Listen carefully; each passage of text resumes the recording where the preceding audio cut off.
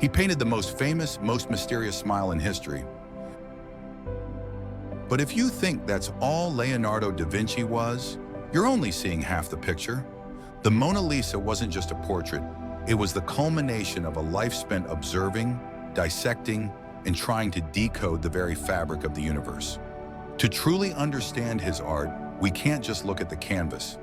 We have to step inside the mind of a man who saw the world not as it was, but as it could be. Imagine a man so obsessed with understanding the world that he filled over 7,000 pages with his thoughts and observations. These weren't just random doodles. These were his laboratories on paper. He sketched the intricate network of human veins with the same curiosity he applied to the gears of a war machine, the flight of a bird, or the subtle movement of light across a rippling pond. For Leonardo, art and science weren't separate disciplines. They were two sides of the same coin, two languages for describing a single, magnificent truth. Each brushstroke wasn't just an artistic choice, it was an experiment in vision, a hypothesis about how we perceive reality. He wasn't just painting a subject, he was reverse engineering life itself. Take his anatomical studies. They were controversial, even dangerous in his time. He performed dissections to understand not just the structure of the human body, but its function. He wanted to know how the muscles contracted to form a smile, how the eye captured light, how the heart pumped blood. This relentless quest for knowledge is what gives his figures their incredible sense of life and weight. When you look at St. Jerome in the wilderness, you don't just see an old man. You feel the strain in his neck, the tension in his muscles, the deep well of emotion born from a profound understanding of human anatomy. He drew from the inside out. We see an animated breakdown of the sfumato technique, with transparent layers of glaze slowly building up the image. And then there's that smile. Its secret lies in a technique Leonardo perfected called sfumato, which literally means turn to smoke in Italian. Look closely. There are no hard lines, no sharp edges around her lips or the corners of her eyes.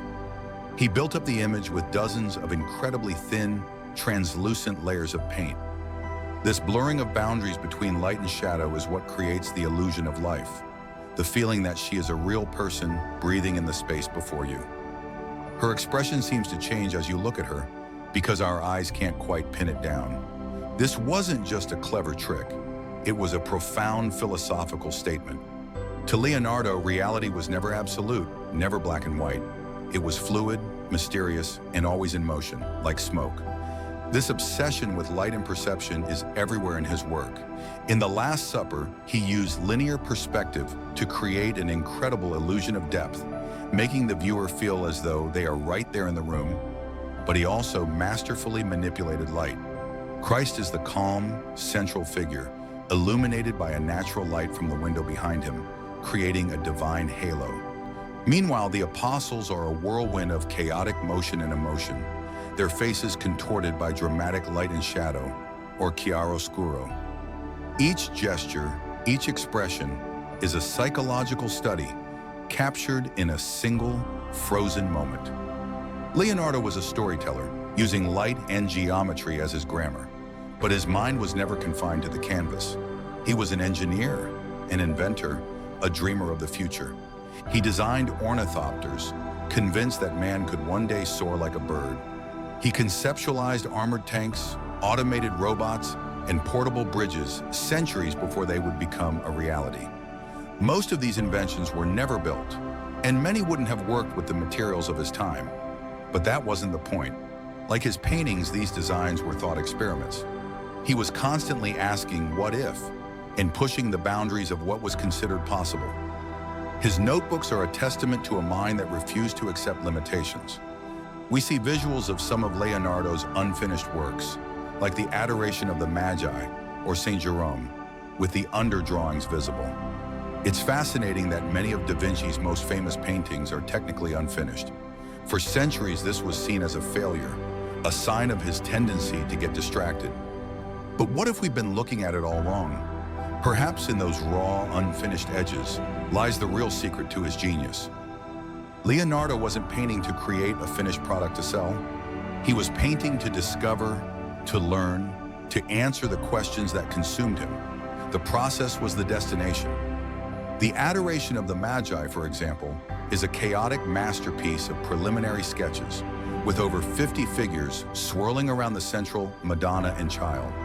He was working out problems of composition, emotion, and perspective right there on the panel. Once he had solved the intellectual puzzle, he often lost interest and moved on to the next one. He was a scientist in an artist's studio. So what is Leonardo da Vinci's true masterpiece? Is it the Mona Lisa? The Last Supper? I think it's something less tangible. His greatest creation wasn't a painting or an invention. It was his way of seeing the world, with insatiable curiosity and a deep-seated belief that everything was connected. The spiral of a seashell, the eddy of a river, the curl of a human hair.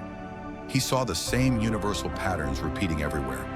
He taught us that the greatest works of art and science are born from the same place, a state of perpetual wonder. If we can learn to see the world through his eyes, to ask questions, to look closer, to find the beauty hiding between the lines of the ordinary, we too might uncover the genius that exists all around us and within us. Thank you so much for joining me on this journey into one of history's most brilliant minds. If you enjoyed this video and want to explore more stories from art and history, please hit that like button and subscribe to the channel. It really helps us create more content like this for you. Let me know in the comments which artist or inventor you'd like to see us cover next. Until then, stay curious.